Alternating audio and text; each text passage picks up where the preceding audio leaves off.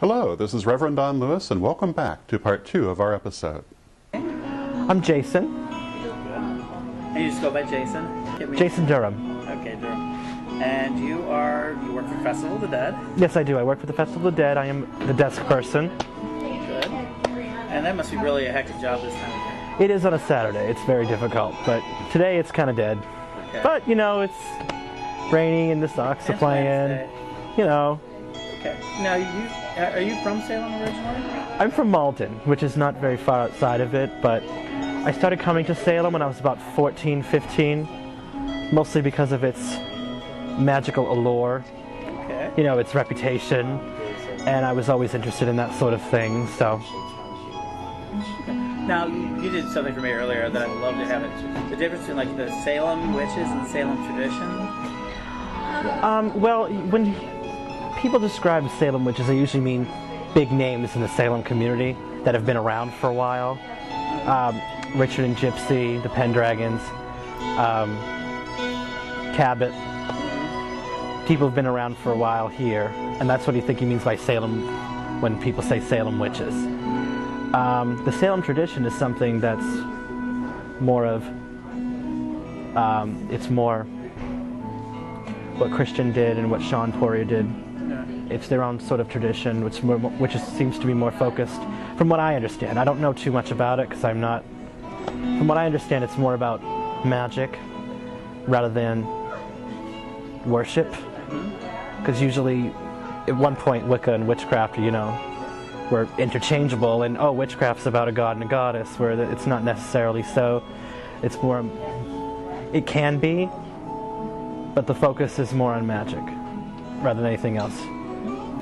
So you've worked pretty close with Christian. Yes. You did involved with the organizing this year. Yes, this year. And you do a lot of events. I mean, I'm counting 9, 10 events. Oh yes, tons of them. Classes, the Dumb Supper, Witch's Ball, Vampire Ball. Tomorrow's the Vampire Ball. Yes, it is. And then Friday is the Witch's Ball. The official Witch's Ball. Yeah.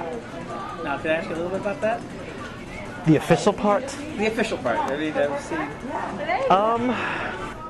Well, actually, I think he put that there because there aren't any other Witch's Balls for a long time. Cabot has one this year, but that hasn't been done for about 13 years, and we kind of, when that much time goes by, you kind of think that it's not going to happen, and it's a big party. It seems like a bigger party. And Christian's been doing, you guys have been doing this for a while. Festival of the Dead has been doing it for years. I'm not sure the exact number. Years, okay. I'm not sure the exact number, because it's my first year here. You work with a lot of the Salem witches.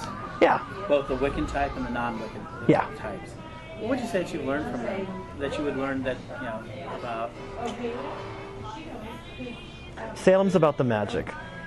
Whether you're Wiccan or not, Wiccan witch or not, a Wiccan witch or not, there's sort of a spark here. There's something that draws you in here. And that is shared by everyone, Wiccans, witches, Jews, tourists that come here, people who think, oh, that must be such a cool witchy place, you know, after they read about the witch trials in high school.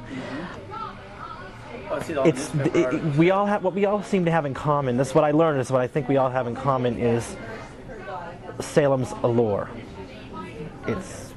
Now I've heard through the various grapevines or the morning glory vine, however you want to phrase it, that you're pretty good at magic. Oh! I've actually heard that. You laugh. I suppose. Can you tell me a little bit about your personal? My personal practice? I am a polytheistic witch. Mostly because I have issues with the idea of gender and god and goddess. And, you know, heterosexual sex being sort of the epitome of existence, and I don't like it sort of.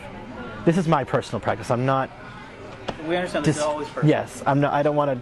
You're not talking for anybody but yourself. I'm not talking for anyone but myself, and I have nothing but respect. But I don't like the idea of, you know, the earth being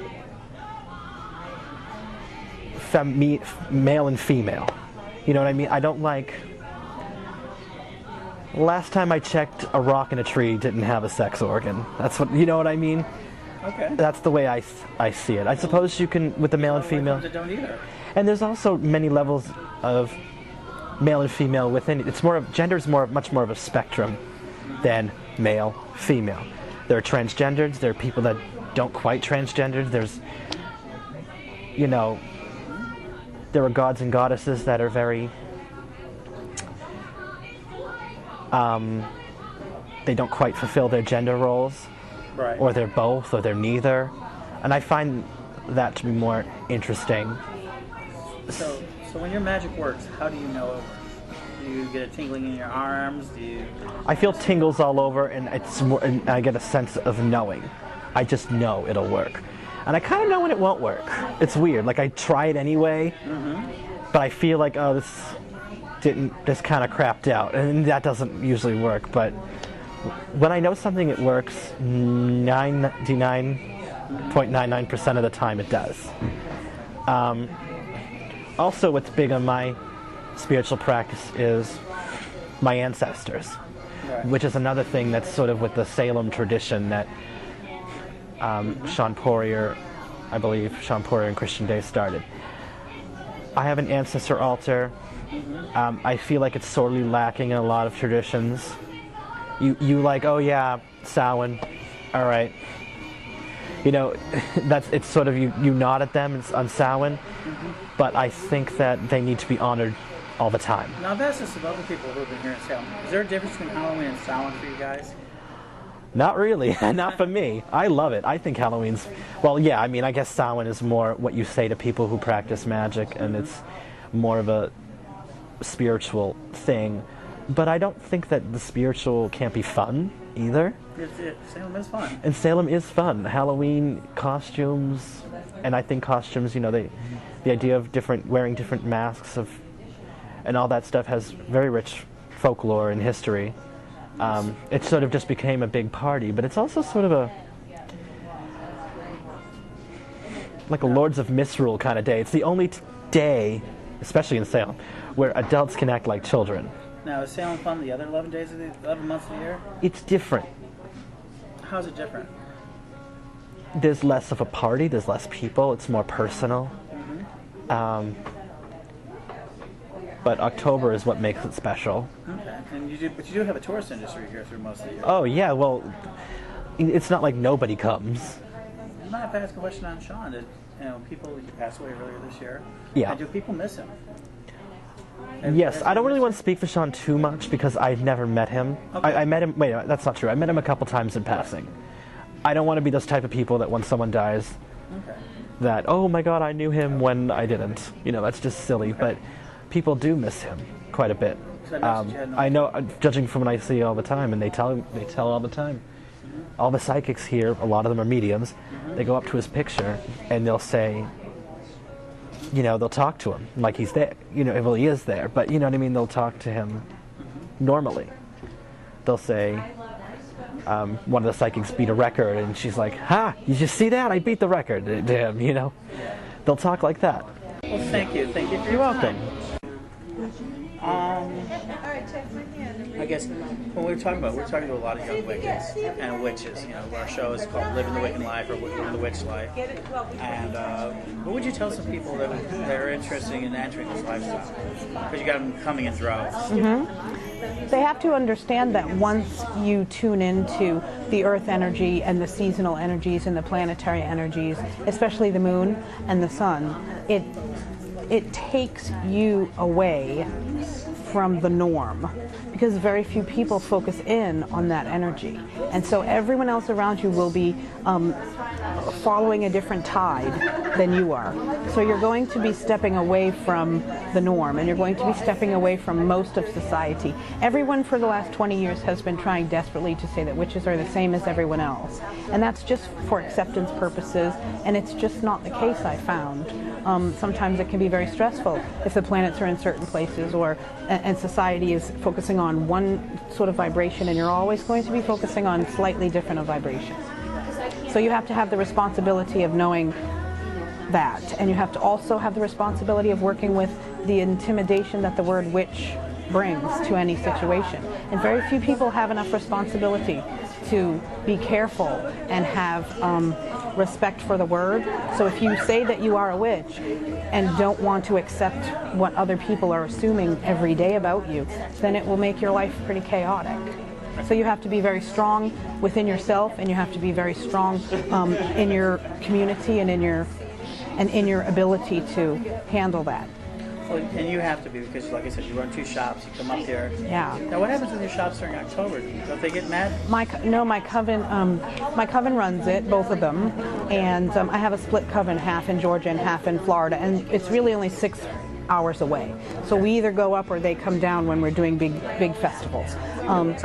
But they're running it now, and then if somebody comes in looking for a reading, I have readers, but if they insist on me, if it's my clients, I can give them a phone reading, or usually they'll wait. Okay. Outside of reading, what makes you a witch? I mean, people always ask you, what makes you a witch? What made you actually know you're a witch?